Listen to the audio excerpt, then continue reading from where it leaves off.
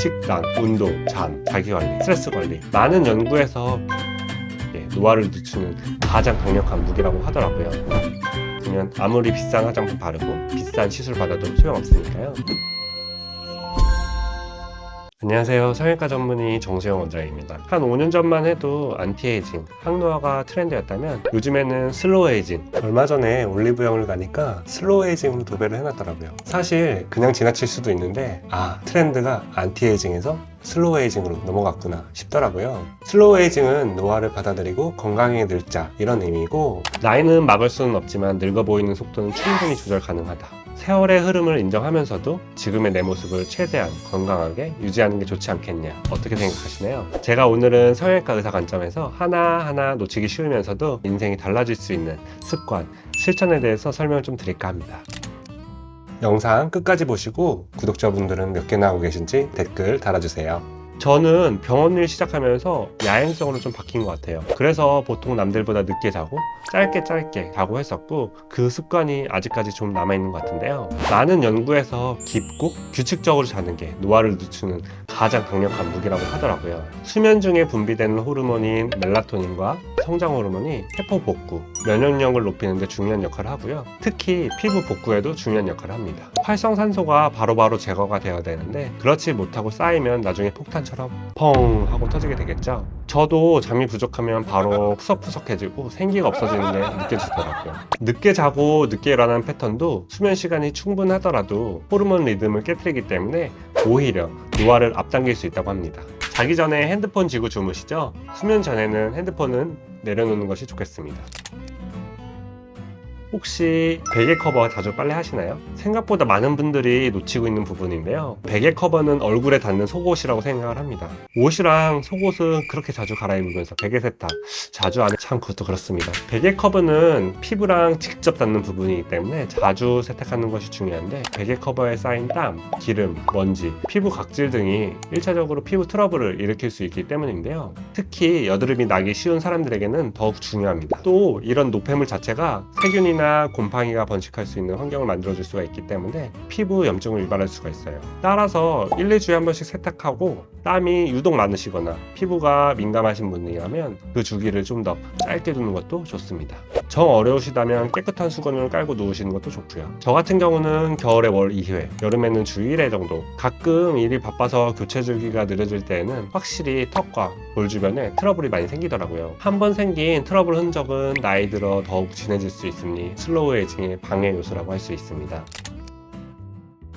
저는 치과 의사도 아니고요. 치과적인 지식도 좀 부족하지만 건강한 치아 상태 관리가 중요하다고 생각하는 사람 중에 한 명입니다. 피부 상태, 주름 상태 이런 것도 중요하지만 대화할 때 살짝 보이는 치아 상태도 중요하다고 생각을 하는데요. 한국에서는 의료보험으로 1년에 한 번씩 정기적인 스케일링 할 수 있는 거 다 아시죠? 치아 위생이 안 좋고 치아 변형이 있으면 아무리 비싼 화장품 바르고 비싼 시술 받아도 소용없으니까요. 미용실보다 싼 가격으로 전문가에게 치과 진료 받을 수 있으니까 꼭 1년에 한 번씩 챙겨 받으시고요. 봄도 되었으니까요. 한번 치과에 가셔서 검진 겸 스케일링 받으시면 좋을 것 같습니다. 당연한 얘기이긴 한데요. 술 많이 드시면 조금 줄이시는 게 좋아요. 물론 가끔 한 잔이야 마시는 거 문제 없지만 습관적으로 스트레스 해소를 마시는 알코올 섭취를 피부 관점에서 살펴보면 피부의 수분을 빼앗고 붓기를 만들고요. 피부의 콜라겐 그리고 엘라스틴 합성을 저해하는 효과가 있습니다. 살이 찌기 때문에 지방 증가는 피부 처짐과 노화를 자연스럽게 부르는 역할을 하고요. 수면의 질이 떨어지니까 또 좋지 않은 거고요. 수면에 대해서는 맨 앞에서 설명을 드렸으니까 넘어갈게요. 얼굴에는 30대가 넘어가면 조금씩 주름이 지기 시작합니다.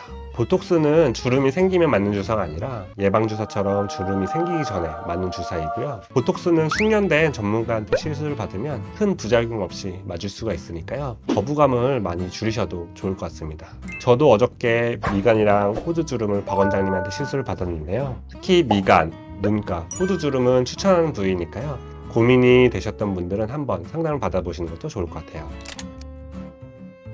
이거는 30대 이후 특히 남자분들에게 중요한 내용인데요. 어릴 때는 풍성했다가 점점 가늘어지고 모발 개수 자체가 줄어들 수 있는데 그거만큼 가슴 아픈 게 없는 것 같습니다. 작년에 혹시 인기 있었던 흑백 요리사 다들 보셨나요? 저도 정말 재밌게 봤는데요. 또 재밌었던 부분이 안유석 명장 최현석 셰프, 에드워드 리 셰프, 이분들의 공통점 뭔지 아세요? 요리 잘하는 거 빼고요. 놀랍게도 이 세 분이 다 동갑이었다는 건데요. 저는 최현석 셰프가 50이 넘은 나이에도 불구하고 동안의 이미지를 유지하는 데 중요했던 건 헤어스타일과 머리숱 관리였던 것 같습니다. 샴푸에 조금 더 투자하시고요. 비싼 거 쓰시라는 말은 아니고요. 두피 상태에 맞는 샴푸를 사용을 하세요. 두피가 기름지면 지성용, 건조하면 보습 기능이 있는 샴푸를 고르는 것이 좋습니다. 이것저것 사용해 보시면서 자신에게 맞는 걸 찾는 게 중요한 것 같고요. 좀 안 맞는 것 같으면 아낀다고 끝까지 사용하지 마시고 새로 구입하세요. 본인이 탈모가 있는 것 같다고 생각이 들면 전문가에게 진료를 받고 먹는 탈모약도 꾸준히 복용하는 것이 좋습니다.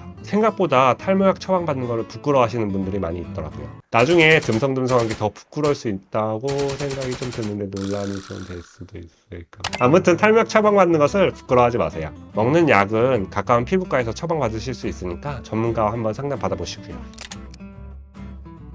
또 저속 노화에 관심이 있으신 분들은 운동, 식단, 피부 루틴, 탈모 관리 이런 걸로 자신을 챙기고 있고요. 여기에 더해서 피부 탄력을 유지하기 위해서 부족한 부분은 리프팅 시술이 도움이 될 수가 있는데 저속 노화로 유명한 리프팅은 바로 고주파 리프팅입니다. 얼마 전에 이영애 씨도 홍진경 씨 유튜브 나와서 슬로우 에이징 시술 뭐 받는지 이야기하신 적이 있습니다. 덴서티 1년에 한 번 정도 하면 돼요. 저 같은 경우 약하게 할 때는 뭐 3번도 하고. 피부 나이는 피부 속 콜라겐의 밀도가 좌우를 하게 되는데 피부 속의 콜라겐 생성을 촉진해서 피부 탄력을 높여주는 게 바로 핵심이죠. 이 고주파 리프팅은 안면 거상이나 실리프팅과는 다르게 확 변하는 시술이 아니라요. 점진적으로 개선하고 피부 장벽이 무너지는 것을 방지한다는 점에서 저속노화 트렌드와 잘 맞는다고 할 수 있는데요. 파마지, 덴서티, 올리지오, 세르프 등 많은 장비들이 나와 있고 피부 탄력이 개선이 되면서 탱탱해지는 느낌을 주고 고주파 열에 의해 새로운 콜라겐이 만들어지면서 주름이랑 잔주름이 감소하는 효과를 얻을 수 있습니다.